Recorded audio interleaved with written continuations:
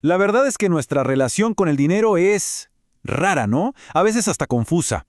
Nos preguntamos por qué tomamos ciertas decisiones y sobre todo por qué las decisiones de los demás nos parecen un misterio total.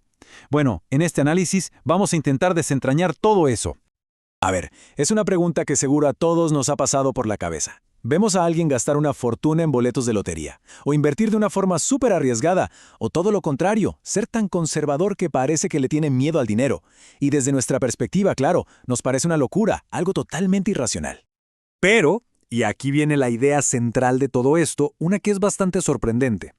Esas decisiones, por más locas que parezcan desde afuera, en realidad tienen su propia lógica. La tesis es esta: nadie, pero nadie, está realmente loco. Ok, para entender por qué, tenemos que ir un poco más a fondo. La razón de que nadie esté loco es que no existe una única verdad sobre el dinero. Lo que consideramos una verdad financiera es algo súper personal, que se forma por una mezcla única de todo lo que nos hace ser quienes somos. A esto se le puede llamar la cosmovisión financiera. Piénsenlo así: lo que para alguien es obvio, para otra persona puede ser impensable. Y no es porque uno sea más listo que el otro, para nada. Es simplemente porque sus experiencias de vida son radicalmente distintas. Al final del día, lo que vivimos en carne propia pesa muchísimo más que cualquier cosa que leamos o nos cuenten. Para que esto quede súper claro, vamos a ver unos ejemplos que muestran lo diferentes que pueden ser estas realidades. Imaginen a alguien que creció con muchas carencias. Esa persona va a ver el riesgo y la recompensa de una forma que el hijo de un banquero millonario simplemente no puede ni empezar a comprender. Es que cuando la supervivencia está en juego, la lógica es otra, completamente distinta. ¿O qué tal la inflación? Alguien que vivió viendo cómo su dinero se evaporaba, cómo perdía valor día tras día, va a desarrollar un instinto financiero muy, pero muy diferente al de alguien que creció en un lugar con precios estables, con total confianza en que ahorrar era lo más seguro del mundo. Y esto nos lleva al poder que tienen los grandes eventos históricos. A ver, la experiencia de un corredor de bolsa que lo perdió absolutamente todo en la Gran Depresión es el polo opuesto a la de un programador de los años 90 que solo vio el mercado subir y subir. No es que vivieran en el mismo planeta, es que vivían en universos financieros completamente paralelos. Ok, pero ¿qué tan poderosas son estas experiencias personales? O sea, ¿hasta qué punto nos marcan? No estamos hablando solo de historias curiosas, ¿eh? Hay una dinámica increíble detrás de todo esto, y lo más interesante es que se puede medir. A ver, pensemos en esto por un segundo.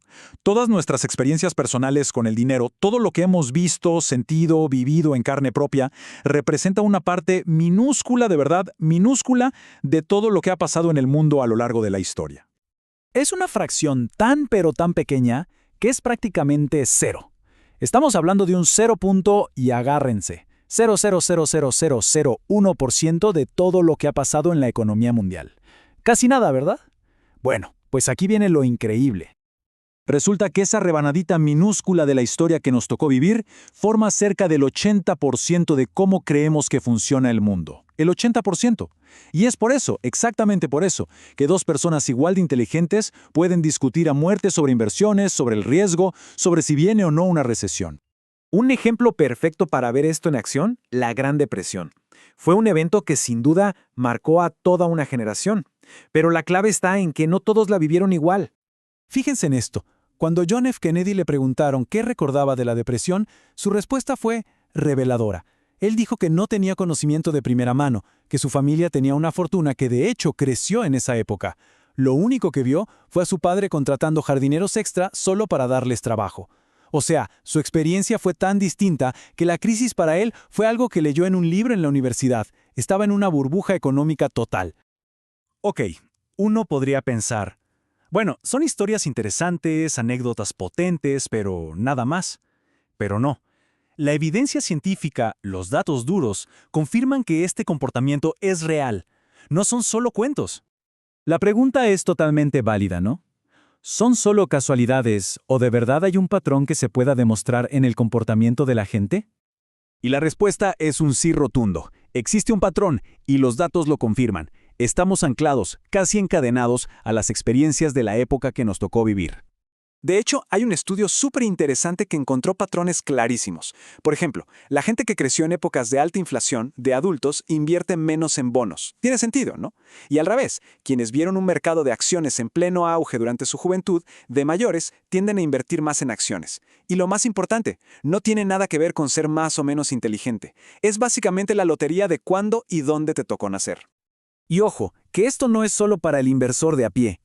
Este mismo patrón se ve hasta en los niveles más altos de las finanzas, incluso entre las leyendas de la industria.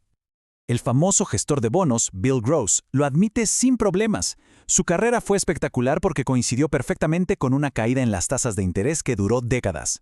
Para él, los bonos eran máquinas de hacer dinero, pero para la generación de su padre, que vivió otra época, los bonos eran justo lo contrario. Eran destructores de capital.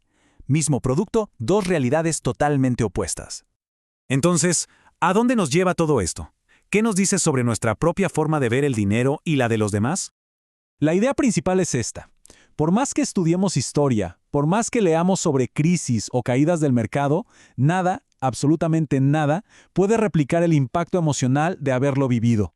No se tienen las mismas cicatrices, y por eso es que, al final, cada persona ve el mundo a través de su propio lente, uno que es único.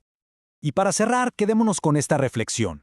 Hay lecciones, sobre todo en el mundo del dinero, que no se aprenden en un libro, se tienen que vivir. Y entender esto nos da dos cosas súper valiosas. Primero, un poco de humildad sobre nuestras propias certezas. Y segundo, y quizá más importante, empatía. Empatía para entender por qué otras personas hacen cosas que desde nuestra trinchera nos pueden parecer una completa y absoluta locura.